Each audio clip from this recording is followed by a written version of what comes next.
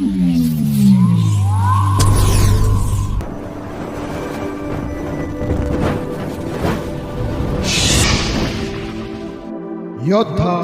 News channel.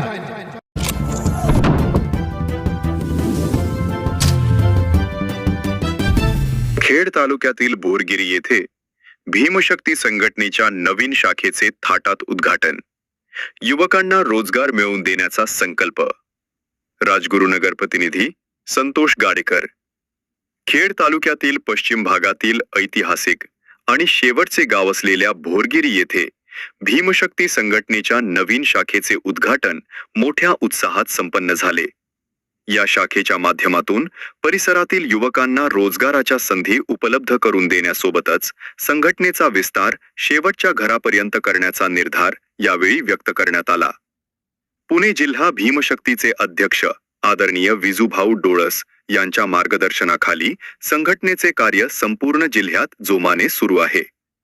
याच कार्याचा भाग म्हणून बोरगिरी शाखेचे फलक अनावरण कृषी उत्पन्न बाजार समितीचे संचालक व माजी उपसभापती विठ्ठल ननावरे यांच्या हस्ते करण्यात आले।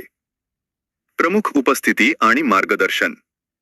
या प्रसंगी युवा उद्योजक ऋषिकेश डोळस, बोरगिरीच्या माजी सरपंच निर्मला सोनवणे, कविता शिंदे, सविता खरात आणि पुणे जिल्हा उपाध्यक्ष बाळासाहेब वाघमारे यांची प्रमुख उपस्थिती होती।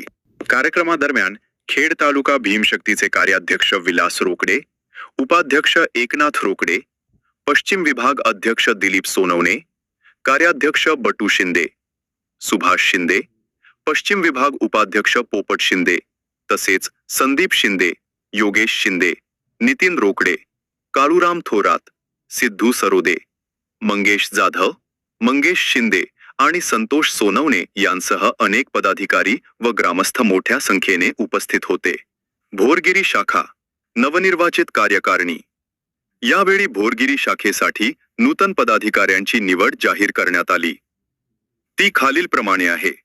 शाखा प्रमुख कांताराम सोनवणे, विलास सोनवणे, अध्यक्ष अक्षय सोनवणे, उपाध्यक्ष प्रमोद सोनवणे, कार्याध्यक्ष अंकुश सोनवणे, सहकार्य अध्यक्ष शक्ती सोनवणे, शाखा सचिव गोविंद सोनवणे, सहसचिव अमोल खरात, हिशोब तपासणी ऑडिटर आनंद सोनवणे, खजिनदार प्रकाश सोनवणे, सहखजिनदार सागर सोनवणे, मार्गदर्शक सुरेश सोनवणे।